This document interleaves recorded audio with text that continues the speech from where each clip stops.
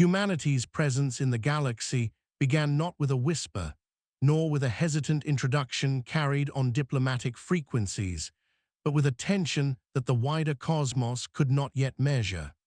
In the beginning, humans remained a mystery to most established civilizations, an unassuming species from the Orion spur, technologically young by galactic standards, scarred by their own turbulent history, and driven by instincts no other species fully understood. Their worlds were small, their fleets comparatively sparse, and their ambitions often dismissed as the naive reach of a civilization struggling to catch up. Yet beneath that facade of simplicity, humanity carried something the galaxy had forgotten how to quantify, a relentless will that refused to break. Before the first shot was ever fired, before the treaties were threatened and the alliances tested, the galaxy regarded Earth and its colonies as little more than an energetic newcomer, enthusiastic yet harmless. But there were a few who felt the undercurrent of something more, a pressure like distant thunder beneath a clear sky. Observers from older species wrote cautious reports about humans' unusual adaptability, their capacity to turn scarcity into innovation, their habit of surviving disasters that would have erased other civilizations entirely. These warnings, however, were lost among the voices assuring that humanity posed no real threat. Their technology, after all, lagged behind. Their territory was small. Their weapons were known to be conventional, chemical-based, almost primitive compared to the elegant plasma constructs and gravitic armaments common throughout the galactic core. No one believed that humans could alter the balance of power. The galaxy would later learn that some beliefs collapse faster than a star under its own weight. Long before the fateful encounter, humanity had been quietly building, experimenting, and preparing. Their scientists had grown accustomed to solving problems with limited resources. Their strategists had grown accustomed to planning for enemies stronger than themselves. Their engineers had grown accustomed to failure, because failure, to them, was simply an invitation to rethink, rebuild, and rise again. Across the scattered colonies of the Terran Union, the memory of Earth's ancient struggles, wars, catastrophes, near-extinctions, had forged a mindset that saw adversity not as a warning, but as a challenge. To survive was to adapt was to evolve, and to evolve was to surpass expectation. Yet even with all their advancements, nothing about humanity seemed to warrant alarm in the eyes of the older species. Until the day humanity unveiled a weapon the galaxy had long abandoned as impossible. They called it a railgun, not a standard kinetic launcher, not a miniature device found on security crafts, but something far beyond the imagination of civilizations that believed energy-based weaponry had made all kinetic force archaic. The concept was deceptively simple: use electromagnetic acceleration to propel a solid slug to unimaginable speeds. But the execution required materials the galaxy considered too unstable or too power-hungry, engines too demanding to sustain, and calculations too extreme for battlefield use. To most, the idea belonged in physics archives and old theory debates. But humans did not see impossibility. They saw a puzzle begging to be solved. What began as a classified military experiment grew into a Union-wide effort. Research stations hidden in asteroid belts, test facilities orbiting dim stars, and subterranean labs beneath human colonies all contributed to the evolution of a weapon that on paper should not have worked. Failures were constant and spectacular, meltdowns, shattered magnetic coils, containment breaches, but each disaster was met with renewed determination. A culture forged in trial saw no shame in broken prototypes. Each failure was a stepping stone toward something unprecedented. Over time, the impossible began to take shape. Humanity's largest engineering minds collaborated with the audacity of dreamers and the discipline of soldiers. They pushed their limitations until steel bent, coils screamed, and power systems designed for intercontinental cities were repurposed to energize a single shot. As word spread through secret channels, whispers of human experimentation reached other species. Observers dismissed the rumors as exaggerations. Humans, after all, had always been fond of ambitious but impractical endeavors. But there were a few within the strategic councils of ancient civilizations who felt unease creeping into their thoughts. There was something about humanity's stubbornness that unsettled them. They worried that humans possessed a strange instinct to push beyond boundaries long accepted by the galaxy as natural limits. Predictions were made quietly, reports were filed discreetly, and yet the consensus never shifted. Humans were too new, too unrefined, too inexpert to create anything that would threaten galactic stability. The galaxy would later realize that stability is often lost. In the moment, one chooses not to fear the improbable. Everything changed on the day of the first contact incident with the Kelkari Dominion. The Dominion was an expansionist superpower from the galactic midcore, known for absorbing weaker civilizations under the claim of protective annexation. Their fleets outclassed human ships in numbers, technology, and sheer spectacle. The Kelkari considered humanity a small, unimportant species occupying territory that conveniently filled a gap in their spiral-arm expansion route. A probe first appeared near a Terran frontier world, massive, plated in obsidian armor, radiating the signature of a military reconnaissance unit. When human sensors detected it, there was confusion. The Dominion had never expressed interest in human space. But the truth became brutally clear when hundreds of Kelkari warships followed the probe, emerging in precise formation. Their message, delivered through multiple channels, was simple: surrender territory or face annexation. Humanity's response was not capitulation, nor was it reckless aggression. It was preparation. The Terran Union Navy mobilized, activating defense platforms, evacuating vulnerable stations, and calling up reserve fleets. Every colony understood what was at stake. They were not fighting for expansion or pride or resource advantage. They were fighting for existence, the most powerful motivator humanity had ever known. Across every world, from Earth's blue oceans to the red deserts of Mars and the glittering orbital cities of Vega Prime, a collective resolve hardened. Humanity would not bow. The Kelkari expected resistance. They did not expect endurance. They did not expect strategy that adapted faster than their projections. And they certainly did not expect humanity to possess a weapon capable of rewriting the physics of war.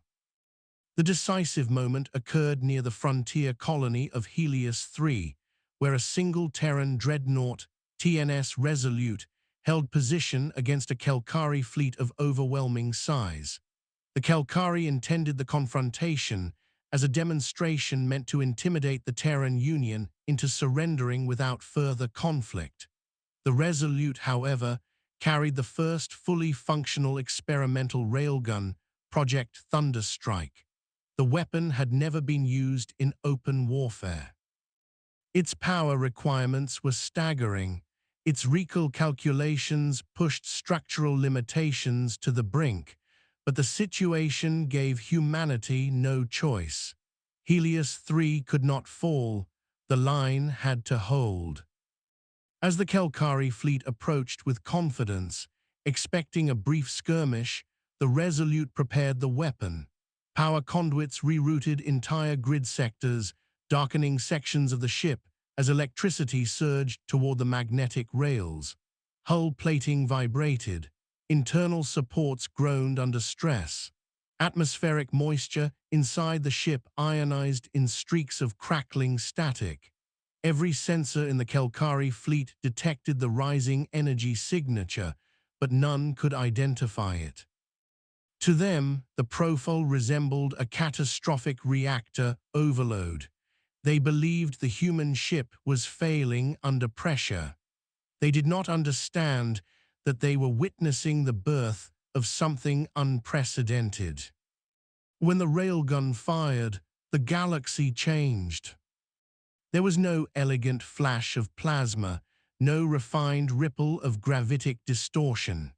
Instead, there was a burst of kinetic force so pure, so brutally simple, that it defied generations of warfare philosophy. The slug accelerated to a fraction of the speed of light within a few milliseconds, tearing through the vacuum with a shockwave that sensors struggled to interpret. It struck the leading Kelkari battleship with such overwhelming momentum that shielding systems designed to withstand superheated energy simply collapsed. The projectile passed through the ship, reducing it to expanding vapor, then continued onward, piercing a second vessel, then a third, shredding armor, rupturing reactors, and destabilizing the fleet formation. Space itself seemed to recoil from the violence of the impact. For a moment, a silent corridor of annihilation carved through the battlefield, a straight-line wound stretching across thousands of kilometers. Every ship caught within it disintegrated. Those on the periphery reeled from the shockwaves, their hulls cracking under the pressure of forces never meant to exist in modern combat. Across the galaxy, listening posts detected the energy signatures and scrambled to interpret them. Analysts ran simulations, failed, recalculated, and failed again. Entire scientific committees awakened in the middle of the night as emergency notifications spread across their networks. The blast was unlike anything recorded in recent galactic history. It was raw, it was primitive, it was devastating, and it was unmistakably human. A single shot had reshaped military doctrine in an instant. A single weapon had reduced a fleet to debris. A single moment had announced that humanity was no longer a minor species. They were a power capable of challenging empires. But the galaxy did not yet understand the full magnitude of what had begun. The railgun was not just a weapon. It was a symbol, a declaration that humans would fight with every ounce of ingenuity and resolve they possessed. A reminder that a species forged in adversity would not be easily conquered. And a warning that underestimating humanity was no longer a harmless mistake. The Kelkari Dominion, shaken by the loss of an entire armada, struggled to comprehend what they had encountered. Fear, once foreign to their military doctrine, seeped into their strategic discussions. But fear alone would not stop them. They would regroup, they would retaliate, and they would attempt to crush humanity before the Terran Union could fully deploy its new weapon technology. What they failed to realize was that humanity had prepared far more extensively than even that first demonstration revealed. The railgun was only the beginning. The Terran Union had not survived for centuries by relying on a single miracle. They had survived by layering ingenuity upon resilience, creativity upon determination, and strategy upon an unshakable refusal to surrender. Humanity had never sought war, but once it began, humans understood what was required to endure it. And so, the galaxy found itself divided between disbelief and dread. Reports circulated among diplomatic corps and intelligence networks, each more alarming than the last. Civilizations that had once considered humanity an afterthought now re-examined their assumptions with growing unease. If a species still considered young could create a weapon capable of altering warfare in a single shot, what else were they capable of, and how much of their potential had remained hidden? The story of the Resolute's railguns spread faster than any official announcement. Even without dialogue, without testimony, without explanation, the tale carried weight through the sheer magnitude of its consequences. Across the stars, strategists began calculating new threat models. Scientists revisited old theories. Tacticians replayed the battle in simulations that ended with the same unanswerable questions. How had humans done this, and what would they do next? Helios 3 remained standing, its skies scarred but its people unbroken. The wreckage of the Kelkari fleet drifted in silent fields of shimmering debris, and at the heart of it all, humanity stood transformed, not by power, but by revelation. They had proven to themselves and to the galaxy that they were far more than anyone believed. The thunder of their railgun echoed across the stars, marking the beginning of a new era, one defined not by humanity's fragility, but by the magnitude of their unyielding spirit. The galaxy had quaked from a single blast, and the true storm had only just begun. In the aftermath of the railgun's first roar, the galaxy entered a state of silent recalibration. Empires paused their expansion. Merchant guilds halted their long-range routes. Exploratory vessels adjusted their trajectories to avoid Terran space entirely. The cosmic map, once taken for granted, now bore a new region of uncertainty, an area marked not by territory claimed, but by potential unleashed. Analysts across dozens of species gathered in dim halls, staring at holographic projections of the Helios 3 battlefield, with expressions ranging from awe to incredulity. The destruction remained engraved in every captured frame, the linear devastation of a weapon that should not exist, a shaft of utter annihilation that had bisected ships, once deemed invulnerable. Entire libraries of military doctrine were suddenly obsolete. The assumption that energy-based shielding rendered kinetic weapons harmless had been foundational for centuries. Now, with a single blast, that assumption had disintegrated like the Kelkari fleet before it. Scholars revisited hypotheses long dismissed, engineers dusted off ancient research papers, and tacticians whispered about the rise of a species whose thought patterns seemed fundamentally incompatible with accepted galactic norms. For most civilizations, innovation was a process eased by abundance and stability. For humanity, innovation was forged in crisis. The Kelkari Dominion, humiliated but far from defeated, moved quickly to restore its position. Their political apparatus, accustomed to dominance, struggled to mask the scale of the loss. Internal networks pulsed with frantic directives, emergency meetings, and classified recalculations. The Dominion's military leaders attempted to frame the destruction as an anomaly, a fluke, an overcharged weapon unlikely to be replicable. Yet intelligence intercepts soon confirmed their worst fear. The humans were manufacturing more. What unsettled the Dominion most was not the weapon itself, but the intent behind it. Humanity had not used their railgun to conquer, intimidate, or threaten neighboring civilizations. They had simply used it to defend one of their own. There was no grand broadcast of triumph, no boastful declaration of supremacy. The Terran Union issued only a single statement across open channels. The frontier remains sovereign, nothing more, nothing less.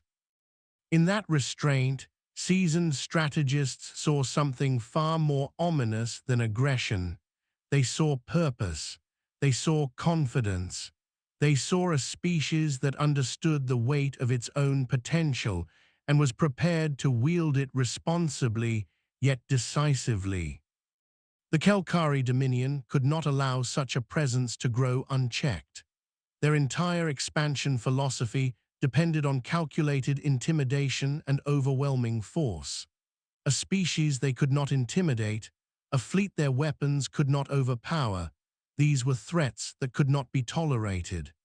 Dominion strategists formulated a counterstrike, assembling a massive coalition fleet designed to break humanity's defenses before the railgun technology could be fully integrated across the Terran Navy.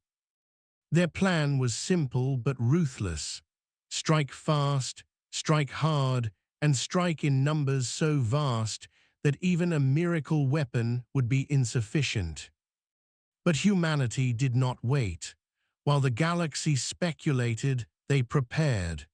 And preparation, to humans, meant more than building ships or training soldiers.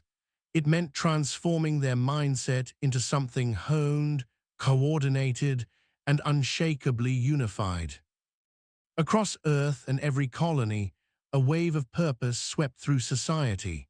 Factories that once produced civilian starship components shifted effortlessly into wartime output.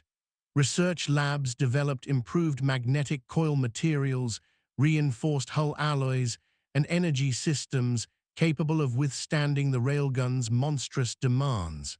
Quietly, strategically, humanity expanded their defensive networks. Orbital platforms were outfitted with prototype rail batteries. Deep space stations installed reinforced conduits and emergency flux lines. Even civilian vessels received retrofits for kinetic defense measures, a concept foreign to most civilizations but instinctive to humans who had always prepared for worst-case scenarios. Yet humanity's greatest advantage was not their machinery, but their ability to learn with breathtaking speed. The engineers of the Terran Union studied data from the Resolute's shot with nearly religious reverence. Every vibration, every heat signature, every stress fracture became a lesson.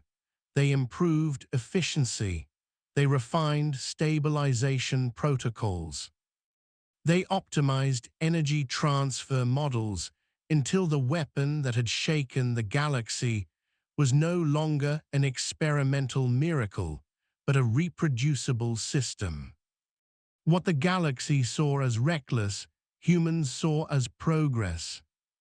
During this time, human psychology became a subject of intense study among alien scholars. Species accustomed to emotional equilibrium struggled to understand how a civilization could maintain morale in the face of an existential threat. Yet on Earth, citizens moved with purpose rather than fear. On Luna's silver plains, families prepared for potential evacuations with quiet discipline. On the orbital cities circling Vega Prime, workers volunteered for triple shifts without resentment.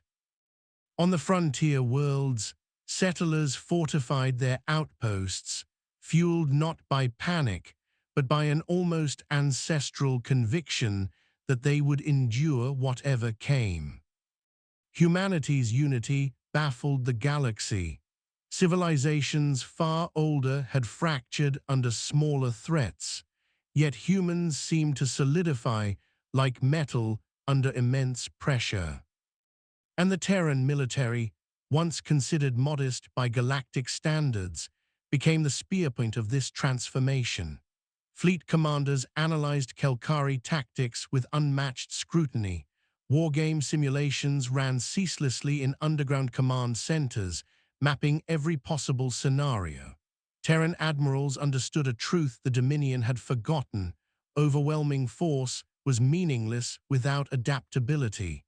The Kelkari relied on predictable superiority. Humans relied on creativity. The Dominion's coalition fleet, once assembled, dwarfed anything humanity could field. Thousands of ships, multiple supercapital carriers, siege platforms capable of glassing entire moons. Their approach resembled a tidal wave meant not merely to conquer, but to erase. Subtlety had no place in their battle plan. They intended to overwhelm human space so quickly that the Terran Union would collapse before the railgun could become widespread. But the Dominion did not understand the one battlefield where humans always excelled: the unknown. The Terran Union refused to meet the enemy at the borders. Instead, they constructed a series of layered defensive zones, each designed to reveal nothing until the moment revelation became lethal. Mines hidden within dark nebulae, sensor ghosts created by relay stations designed to mimic entire fleets, gravitic distortions engineered to disrupt Kelkari warp signatures. Every trap, every misdirection, every carefully orchestrated delay served one purpose: to control the tempo of war. Humans understood that even the mightiest fleet could be weakened if forced to overextend. As the Kelkari coalition advanced, their progress slowed. Scouts disappeared into sensor anomalies. Warships reported engine fluctuations. Fleets veered off course, unknowingly following false signatures planted by Terran strategic AIs. The Dominion, confident in power but unaccustomed to uncertainty, interpreted each disturbance as mechanical failure rather than hostile intent. Meanwhile, humanity watched and waited. The first major confrontation occurred in the Eidos Expanse, a region of space dotted with crystalline asteroids and electromagnetic storms. The Kelkari believed they were pursuing a retreating human fleet. In truth, they were walking into the Terran Union's first strategic masterpiece of the war. Human command had transformed the Expanse into a battlefield unlike any the galaxy had seen before, an arena designed not for energy-based combat, but for kinetic warfare. As the Coalition fleet crossed the asteroid field, they encountered Terran vessels scattered in loose formations. Their posture suggested disarray. Their movements implied desperation. To the Kelkari, it appeared to be a final, futile stand. They advanced with confidence, ready to sweep aside the defenders. But this time, the railguns were not experimental. They were synchronized, they were refined, and they were everywhere. When the hidden command signal was sent, the Expanse erupted. Terran dreadnoughts, once appearing vulnerable, fired coordinated volleys that turned the battlefield into a storm of hyper-accelerated tungsten slugs. Some asteroids shattered into blinding debris clouds. Others detonated with crystalline resonance that destabilized nearby shields. Every kinetic shot ricocheted unpredictably across the dense field, amplifying the chaos. The railguns carved through the Coalition fleet with ruthless efficiency. Kelkari shields collapsed instantly under the kinetic overpressure. Their formations disintegrated. Ships spun out of control, colliding with asteroids or fracturing under rail impacts. The Dominion's tactical superiority was rendered meaningless by an enemy that fought not with tradition, but with innovation. Humanity had prepared a battlefield where energy weapons faltered, where kinetic force ruled, and where the Dominion's numerical advantage became a hindrance rather than a strength. The Coalition fleet was forced into retreat, something the Kelkari had not done in generations. In the aftermath, their admirals struggled to comprehend how a species they deemed young had manipulated them so thoroughly. The Dominion's confidence fractured. Their leadership splintered between factions who demanded immediate retaliation and those who insisted on diplomatic reassessment. For the first time in centuries, the Kelkari Dominion hesitated. And that hesitation allowed the galaxy to witness something extraordinary: the emergence of humanity as not merely a survivor, but a strategic power capable of reshaping the fate of entire star systems. Yet even as their victories accumulated, humanity did not succumb to arrogance. They continued to prepare, they continued to innovate, they continued to evolve. For they understood something the Dominion had forgotten. War is not decided by a single battle, nor by a single weapon, but by the spirit of the species that refuses to fall. And humanity, forged in resilience, had only begun to rise. The Kelkari Dominion's retreat from the Eidos expanse did not mark the end of the conflict. It marked the moment the war transformed into something far more dangerous. If the Railguns' first firing had startled the galaxy, and if the expanse had rattled the Dominion's pride, the next phase would plunge the entire spiral arm into a struggle that tested willpower, endurance, and strategic clarity on a scale unseen in millennia. The Dominion had been wounded deeply, unexpectedly, humiliatingly, but their empire was vast, their resources immense, and their doctrine built on a single principle: no defeat could be allowed to stand unavenged. Within their core systems, the Dominion reorganized with furious determination. Shipyards operated without pause, overseen by commanders who tolerated no inefficiency.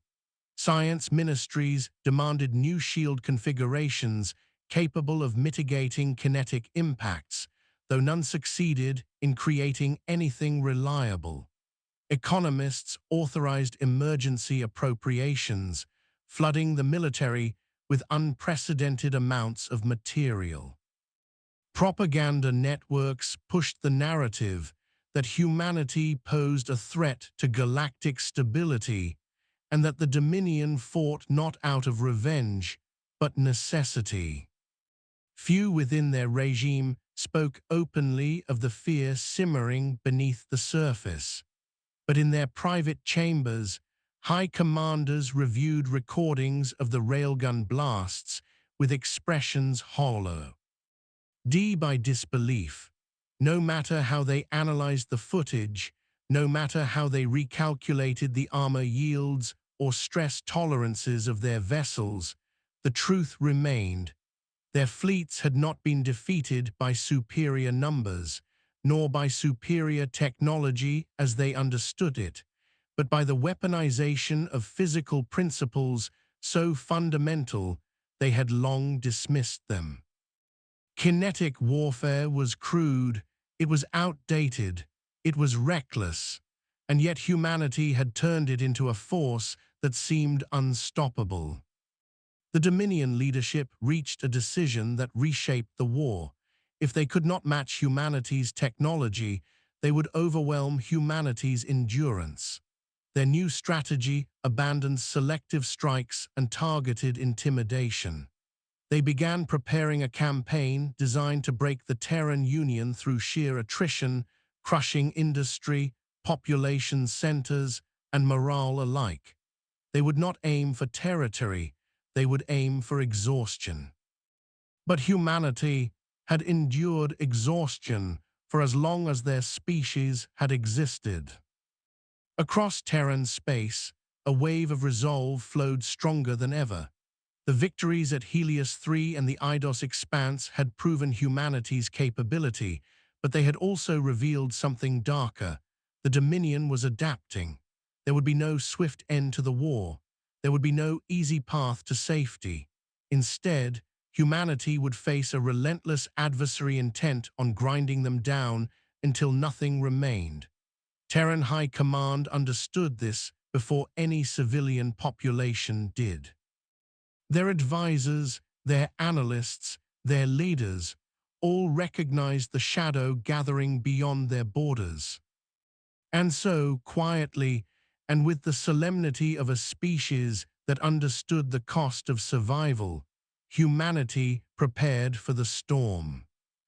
Every colony became a fortress, some through physical fortification, others through redundancy networks that allowed societies to continue functioning even under siege. Civilian convoys formed intricate supply routes through deep space. Cryogenic vaults transferred genetic archives to hidden facilities. Cultural memory centers preserved art, music, history, and identity, protected within reinforced chambers. Humanity would preserve itself not only physically, but spiritually. In military corridors deep beneath the surface of Earth, officers gathered around simulation tables, projecting the Dominion's expected assault vectors. They analyzed fuel consumption curves, supply line vulnerabilities, and reinforcement estimates with a precision bordering on obsession. They knew what was coming. They knew the Dominion would strike everywhere at once, and they knew humanity would have to respond with the full measure of their ingenuity. Their preparations culminated in a strategic doctrine known only as the Aegis Protocols, a layered defense philosophy combining misdirection, distributed warfare, kinetic supremacy, and psychological resilience. The Terran Union understood that the Dominion might win battles. They might even devastate worlds. But if humanity could force them to overextend, force them to strike deeper, farther, and faster than their infrastructure allowed, they could turn the Dominion's own momentum against them. A storm was coming, but storms could be redirected. When the Dominion finally unleashed their grand assault, the galaxy felt its tremors. The largest armada the Midcore had ever assembled burst across human borders like a tidal wave. Hundreds of cruisers, scores of battleships, siege platforms, drone carriers, and shock fleets advanced on dozens of human systems simultaneously. Their goal was simple: overwhelm every point of defense before the Terran Union could respond, shatter industry, destroy morale, and leave humanity fractured beyond repair. The first system to fall under attack was Aurora's Reach, a colony famed for its reflective oceans and high-orbit sky docks.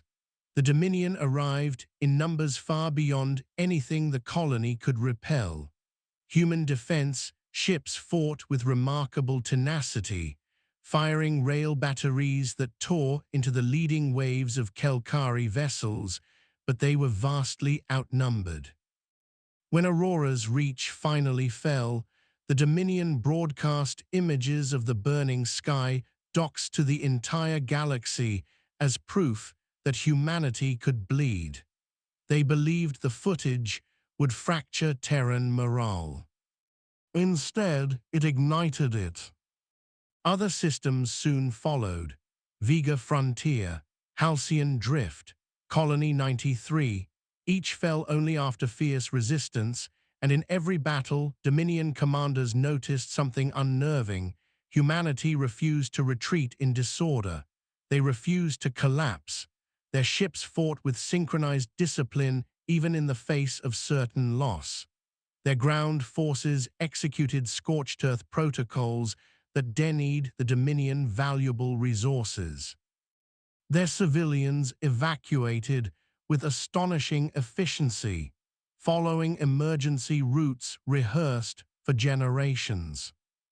The Dominion gained territory, but they did not break humanity.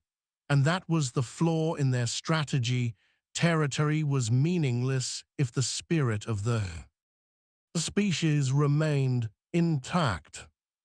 Meanwhile, in the systems where the Terran Union chose to make a stand, the Dominion encountered nightmares they could not anticipate. In the Juno Perseid sector, the Dominion advanced with confidence, expecting minimal resistance from what intelligence suggested was a lightly defended region. Yet when they arrived, they found themselves navigating a labyrinth of asteroid tunnels carved by automated human mining systems. Railgun turrets hidden within the rock walls detonated in sudden bursts, ripping apart the Dominion vanguard. Kelkari cruisers, attempting evasive maneuvers, collided with drifting asteroid masses disguised as sensor echoes. Supply ships vanished into gravitational traps engineered by Terran astrophysicists who had turned orbital anomalies into weapons. The Dominion won the sector, but at a cost so steep it shook the confidence of even their most hardened commanders. Humanity's strategy became clear. The Dominion would advance, but every step forward would bleed them. Every system conquered would drain fuel, manpower, morale, and time. Humanity had become a wall not of steel or armor, but of unrelenting resistance and unpredictable ingenuity.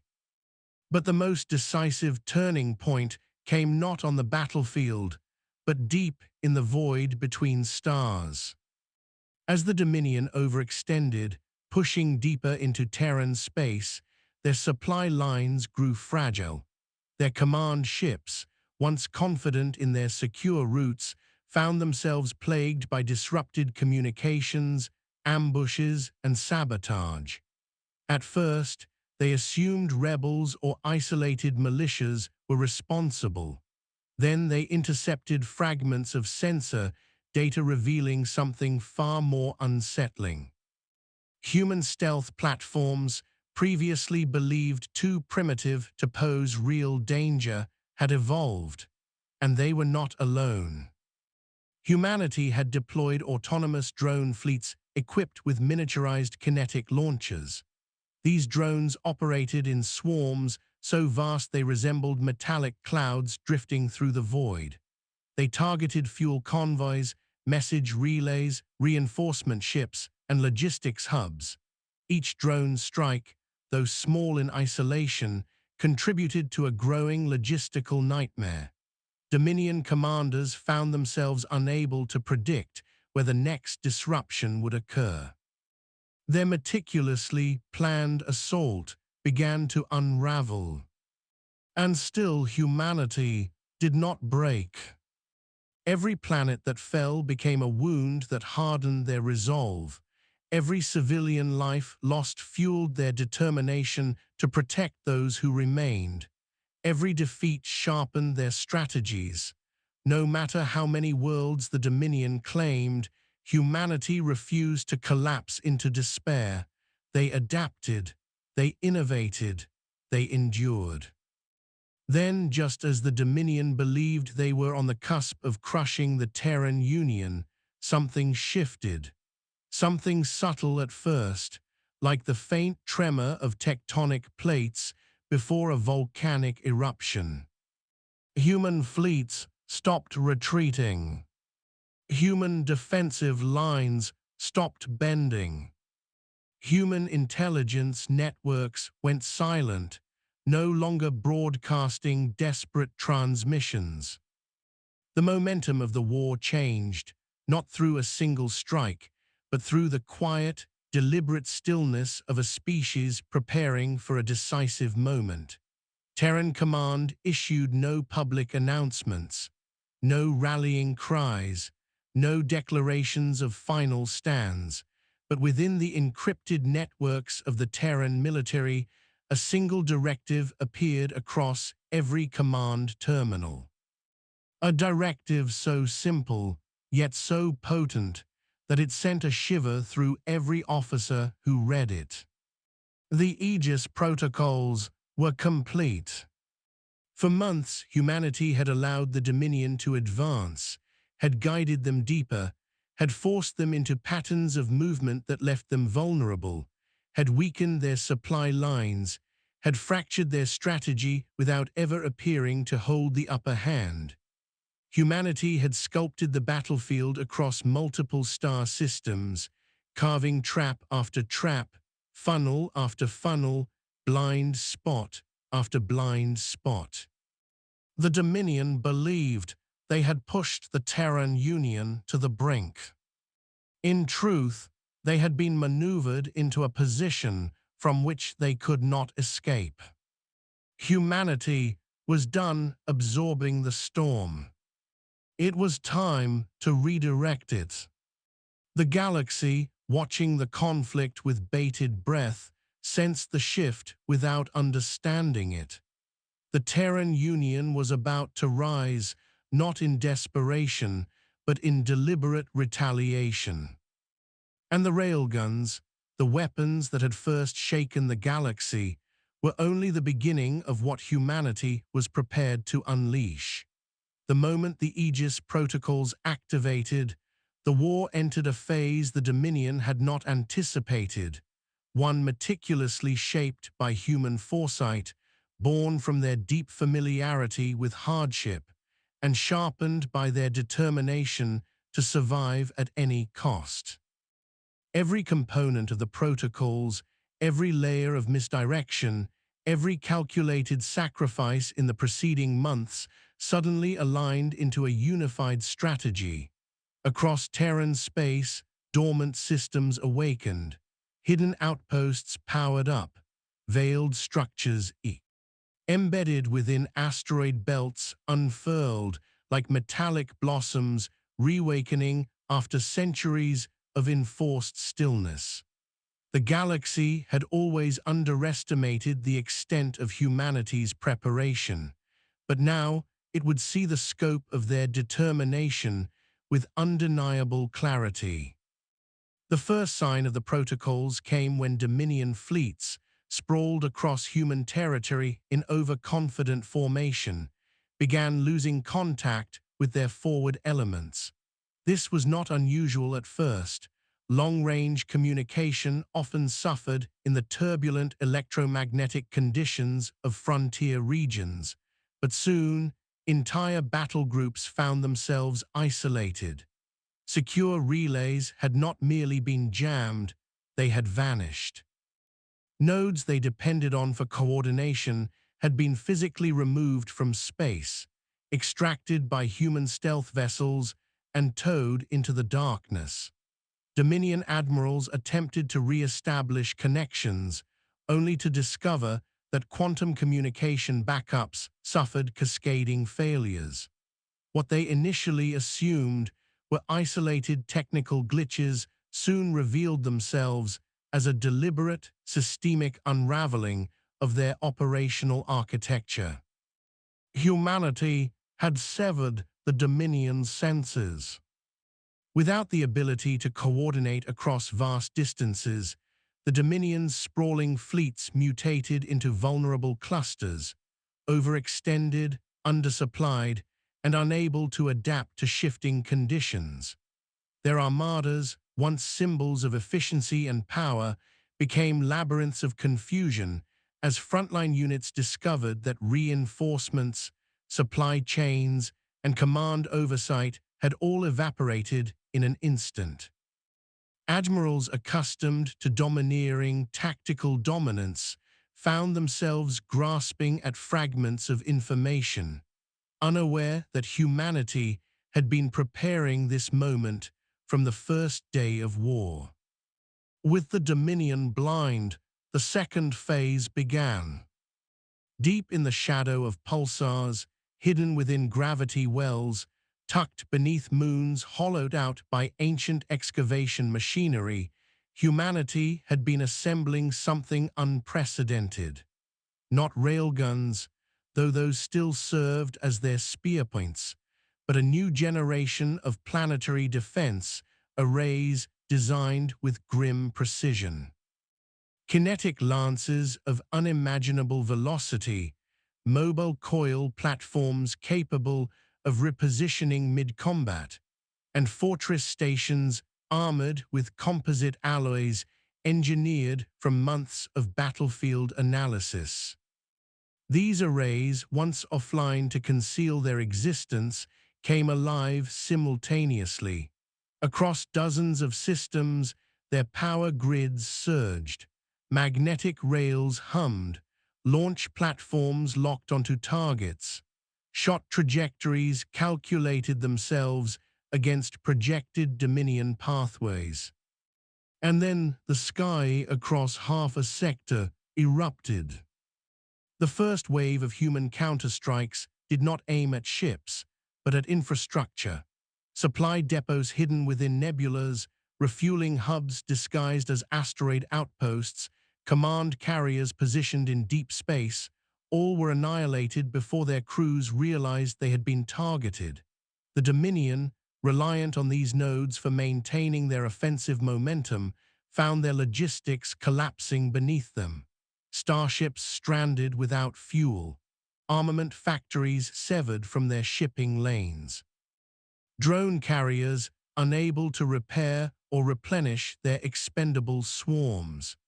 The massive war machine designed to grind humanity into submission suddenly found itself staggering on broken limbs. The Dominion's first attempt at reorganization faltered as the third phase of the Aegis protocols unfolded. Humanity's mobile fleets, previously relegated to defensive positions, emerged from their concealed routes with a precision that stunned even seasoned Terran commanders. For months, they had remained silent, hidden within sensor-reflective regions and gravitic shadows. They had watched the Dominion spread itself thin, watched their enemies pour deeper into a maze that humanity itself had constructed. Now, the Terran fleets advanced with purpose. They executed coordinated strike formations along complex vectors only possible because the enemy no longer possessed cohesive communication. Terran frigates executed high-speed runs through territories the Dominion believed to be secure. Destroyer groups emerged behind Dominion lines to shatter weakened formations. Carrier platforms deployed squadrons of kinetic interceptor drones timed to strike in perfect synchrony. Throughout these movements, one truth became undeniable. The Dominion had never truly understood humans. Not their psychology, not their capacity for adaptation, not their willingness to endure what others considered unbearable. The Dominion had believed humanity would fight directly. Instead, humanity fought patiently. The Dominion believed brute force would shatter human resolve. Instead, resolve became the human's greatest strength. The Dominion believed overwhelming numbers would compensate for unfamiliar terrain. Instead, the terrain became their downfall. Nowhere was this more apparent than in the battle for the Proxima Centauri Gateway. The gateway was a gravitational crossroads for dozens of warp routes. Whoever controlled it owned access to some of the most strategically crucial systems in human space. The Dominion had seized it early in their campaign, deploying one of their largest battle groups to fortify its perimeter. They believed it impenetrable. Humanity believed otherwise. When the Aegis protocols activated, hidden human platforms dormant within the gateway's outer ring initiated their artificial gravity projectors, generating anomalies that destabilized Dominion warp signatures. Simultaneously, Terran gunships emerged from void pockets engineered through gravitational resonance. They cut through the Dominion's support craft with unstoppable momentum. But the decisive blow came from orbiting rail platforms, a triad of massive kinetic structures that had remained offline throughout the war to avoid detection. The platforms fired simultaneously. The first shot shattered the Dominion's central command carrier. The second collided with the Gateway's primary shield generator, destabilizing its energy matrix. The third tore through the largest Dominion dreadnought, splitting it into incandescent fragments that spiraled across the system like celestial wreckage. By the time the battle ended, the Gateway was back under human control, its orbit filled with the remnants of Dominion pride. As the Dominion reeled from these losses, their leadership attempted to retreat to defensible positions, but retreat required coordination. Coordination required communication. Communication required networks.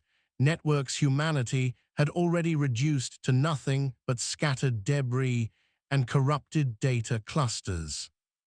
Then came the fourth phase of the Aegis protocols, the one the Terran Union had hoped they would never need to deploy, the psychological strike. Humanity possessed no biological telepathy, no psionic projection, no direct mental manipulation. What they possessed was far more unsettling, an instinctive understanding of the weight of symbolism. When the Terran Union broadcast their next transmission across the broken Dominion channels, it contained no demands, no ultimatums, no threats. It was a single visual feed of Dominion ships, thousands of them, drifting lifelessly through the cold void of systems they once believed they conquered. The feed carried no narration, no commentary, only the silent truth that the Dominion's expansion had reached its limit and that humanity had not merely survived, but risen. Hundreds of Dominion officers watched the broadcast from their command decks. Many felt something they had never experienced in war, doubt that their empire could win. But the war was not over. The Dominion still possessed vast fleets, deep reserves, and fortified core worlds. Humanity knew this. They also knew there would come a moment when the Dominion's remaining strength would concentrate into a single retaliatory strike, an act of desperation designed to reclaim momentum. Terran strategists calculated these probabilities with chilling precision. They predicted the exact region where the Dominion would attempt to regroup. They even predicted the timing of their counteroffensive. The final phase of the Aegis protocols waited for that moment. The Dominion's last concentrated fleet began assembling near the Tarkin Expanse, a region of empty interstellar void with few navigational hazards and enough open space to allow for high-mobility warfare. The Dominion believed this was their chance to reassert dominance, gather surviving battalions, and strike into human territory with renewed force. Their fleet, though diminished, remained formidable. Dozens of dreadnoughts, hundreds of cruisers, swarms of drones, siege carriers, support vessels. They formed a formation the galaxy had once feared, a formation that had conquered hundreds of worlds before encountering humanity. The Dominion did not know that the Tarkin Expanse had been part of humanity's calculations since the first month of the war. They did not know humanity had seeded its vacuum with inert sensor platforms. They did not know its gravitational tides had been mapped to the micrometer. They did not know the expanse itself had been transformed into the largest kinetic trap ever constructed. When the Dominion fleet entered the region, humanity unleashed the culmination of everything they had learned. Dozens of long-range rail platforms hidden behind dark matter shielding powered up at once. Human dreadnoughts emerging from warp carried enhanced railguns pulling energy from reactor systems specifically redesigned for this moment. Strike fleets formed into precise firing lines that could only have been coordinated through months of preparation. Then, with a silent reverence that belied the devastation about to be unleashed, the order was given. The sky of the Tarkan expanse filled with streaks of kinetic brilliance. Hundreds of slugs accelerated to near-relativistic speeds. Then thousands. The barrage rippled thr. Or space like a storm of metallic stars born solely to raise an empire. Dominion shields collapsed instantly, shattered by impacts they were never designed to endure. Warships turned to incandescent debris. Whole formations disintegrated before they completed their first maneuver. Carriers ruptured. Dreadnoughts split apart under the pressure of rail impacts that buckled their internal frameworks. It was the largest kinetic volley ever fired in recorded history. It was humanity's answer to the Dominion's arrogance. It was the moment the galaxy understood. Humanity was no longer fighting for survival, they were fighting for victory. What remained of the Dominion's fleet scattered, broken, their once mighty armada, symbol of their power, left only fragments drifting through the void. The Dominion had not merely been defeated, they had been dismantled. And the galaxy, watching from afar, trembled at the realization that humanity had become something unstoppable. The Aegis protocols had done more than repel an empire. They had transformed the war. They had transformed humanity. They had transformed the balance of power across the spiral arm. But the final reckoning was still to come. The Dominion, though wounded beyond recognition, was not yet destroyed. Its core worlds remained intact, its rulers still clinging to the belief they could endure what humanity had unleashed. Humanity knew the endgame was approaching. The galaxy knew it as well. The last act would decide not only the fate of two civilizations, but the shape of the galaxy for centuries to come. In the aftermath of the Tarkan expanse, the Dominion existed in a state the galaxy had never witnessed before, a wounded colossus staggering beneath the weight of its own unraveling. Its fleets, once instruments of unstoppable conquest, were now phantom remnants scattered across void and debris. Its military high command had fragmented into factions that argued about retreat, retaliation, and survival.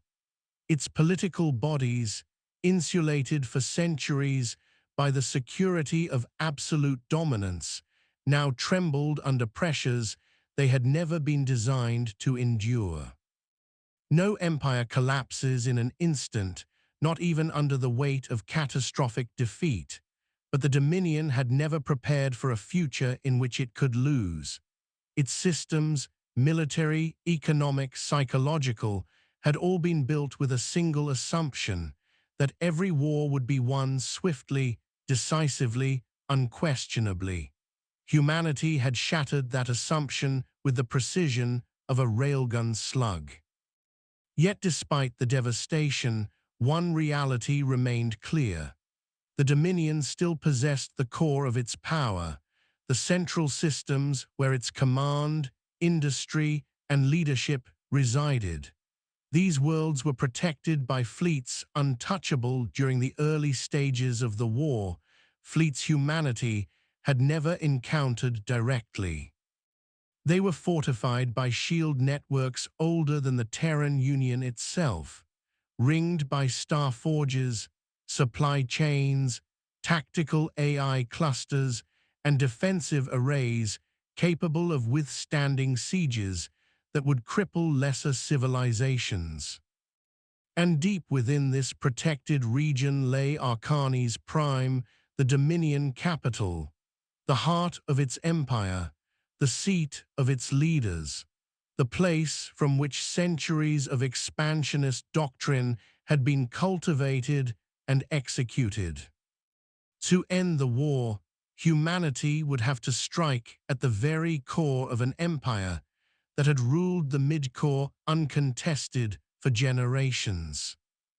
The galaxy held its breath as the Terran Union prepared for an offensive that should have been impossible. No species had ever marched upon the Dominion's central systems. No fleet had ever broken through their final defensive line. But humanity did not approach the task with arrogance or desperation. Their strategy was forged from everything they had endured, every defeat, every victory, every moment where survival came down to adaptation, unity, and sheer resilience. They understood the stakes. They understood the cost. And they understood that the final blow must be decisive. For months following the Tarkin expanse, humanity rebuilt and reorganized, not because they had been weakened, but because they wanted to ensure that the final strike would not rely on chance or brute force, but on precision and purpose. Shipyards, once dedicated to defense, now produced dreadnoughts equipped with enhanced rail systems, improved coil stabilization, and energy capture arrays capable of siphoning stellar radiation. Research facilities developed new kinetic compounds and refined magnetic acceleration techniques. Tactical AI networks refined millions of simulations until only one pathway remained, a narrow, impossibly dangerous route that cut through a region of unstable gravitational anomalies surrounding the Dominion's core territories. This route, known simply as the Abyssal Corridor, had long been considered impassable, but humanity had mapped it, slowly, painfully, methodically, through a network of stealth probes deployed years before the conflict had even begun. These probes had drifted in silence through the treacherous region, gathering data so complex that even Terran AI clusters struggled to decode it. Now, that data provided a threadbare, fragile pathway through the labyrinth. The final Terran fleet assembled like a storm gathering across the black horizon. Dreadnoughts equipped with the largest railguns ever built formed the backbone of the armada. Carrier platforms brimmed with kinetic interceptor drones. Stealth vessels lurked like shadows along the flanks. Mobile coil arrays, the size of orbital cities, traveled under heavy escort. The fleet's formation stretched across thousands of kilometers, a silent testament to what humanity had become. Not a species pleading for survival. A species claiming its right to live. As the Terran fleet began its approach to the Abyssal Corridor, the galaxy watched. Even distant civilizations with no stake in the outcome halted their own conflicts, trade routes, and exploration missions. Astronomers tuned their long-range sensors to the region. Analysts reviewed every scrap of information they could gather. Refugees from the Dominion gathered in clandestine communities, whispering about the end of their empire. And across every human world, from the shining towers of Earth to the rugged outposts of the frontier, billions held their breath, aware that the final battle would determine not only their future, but the legacy of their species. The Dominion detected the Terran fleet as it approached the Abyssal Corridor, but their damaged intelligence networks could not identify its size or formation. Their weakened command structure struggled to interpret the scattered reports. Their fractured leadership argued over whether humanity was bluffing. Some insisted humanity would not dare strike the core.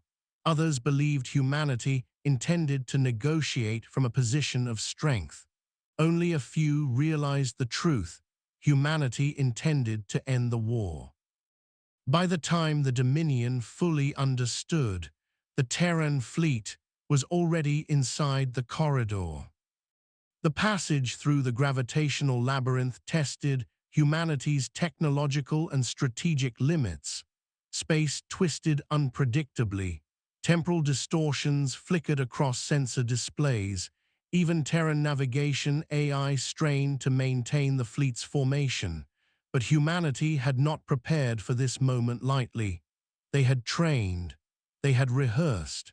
They had simulated the corridor until every officer could navigate it with their eyes closed. And so the fleet moved like a single organism, silent, focused, unbroken. When they emerged on the other side, the Dominion's final defensive line awaited them. The sight would have paralyzed any lesser species. Thousands of warships arranged in layered formations, siege platforms orbiting fortified worlds, weapon arrays glowing like artificial stars. It was a wall of firepower, discipline, and ancient engineering. The Dominion had poured everything into this last stand. Humanity did not flinch. They had come too far. They had endured too much. And they carried with them the weapon that had once made the galaxy tremble. The final battle began without ceremony. Dominion vessels opened fire immediately, unleashing torrents of plasma, gravitic distortions, and energy beams capable of tearing apart small moons. Human shields buckled under the onslaught, hulls groaned. Several ships ignited into bursts of shattered alloy, but the Terran fleet maintained formation. They advanced through the storm with unwavering purpose. The first wave of railgun fire answered the Dominion's fury. Dozens of slugs streaked through the void, each trailing a wake of ionized particles.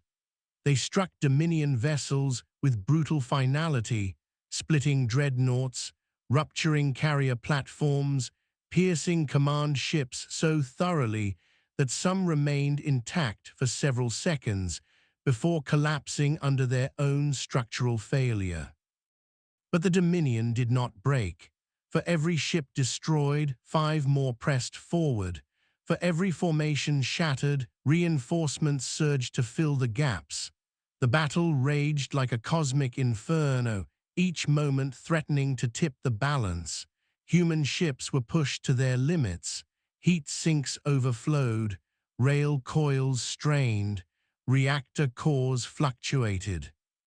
And then came the moment humanity had prepared for, the pivotal point where all their ingenuity, all their sacrifice, all their strategy converged into a single act. The Terran flagship, TNS Valiant, drifted into central alignment. It carried the largest railgun ever constructed, a weapon so massive it required the ship's entire frame to stabilize. Its coils glowed with contained fury. Its magnetic rails vibrated with tension. It had been designed for one purpose alone. Not to destroy a fleet. Not to win a battle. But to break an empire. Arcani's prime, the Dominion capital, lay behind the final defensive line, shielded by layers of planetary defenses and orbital structures. To strike it directly was unthinkable. No weapon in the galaxy had ever pierced a Dominion capital shield. Even the Dominion believed their core world untouchable. Humanity disagreed. Every Terran ship in the fleet diverted power to the Valiant. Reactor feeds linked through quantum couplings. Energy surged across the armada. The railgun charged with a force that made space itself vibrate. The Dominion detected the rising signature and panicked. Entire battle groups broke formation to target the Valiant. Human ships threw themselves into the path of incoming fire, shielding the flagship with their own destruction. The railgun reached full charge. The Valiant aligned its trajectory, and humanity took its shot. There was no sound, only the sudden, horrifying beauty of a slug accelerated to a fraction of light speed. It streaked through the battlefield, carving a line of annihilation so clean it resembled a tear in space. Dominion vessels caught in the path vaporized instantly, orbital platforms shattered, defense grids collapsed. And then the slug struck Arcani's Prime's planetary shield. For a brief moment, the shield held. It shimmered with blinding energy, warping under the unimaginable force. The entire planet trembled. Dominion citizens felt the surface quiver beneath their feet. Then the shield buckled. Then it cracked. Then it broke. The slug impacted the capital with a force that rewrote local gravity. A pillar of incandescent light surged into the sky. Shockwaves rippled across continents. The Dominion government, its leaders, its strategists, its command nexus, vanished in an instant. The shot that echoed across the galaxy had landed. Silence followed. Not peace, silence. A silence so vast it seemed to stretch between stars. The Dominion fleet broke, not strategically, not tactically, emotionally.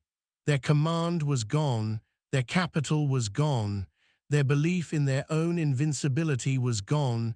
Ships surrendered, others fled. Some simply shut down their weapons and drifted, stunned beyond comprehension. Humanity had not only survived the impossible. Humanity had achieved the impossible. The galaxy felt the shift like a tectonic event. Old powers reevaluated their place. Emerging civilizations saw new hope. The very map of interstellar politics changed, but none of that mattered to humanity in that moment. For the first time in the war, they allowed themselves to breathe, not because they had destroyed an empire, but because they had secured the future of their own. The story of humanity's railgun, once a curiosity, then a threat, then a legend, became a symbol across the stars. A reminder that resilience can reshape destiny, that unity can overcome empires, that courage can echo forever. And though the galaxy would rebuild, though new challenges would rise, though history would move forward, one truth would endure through every age to come. Humanity had shaken the cosmos with a single shot, and the galaxy would never underestimate them again.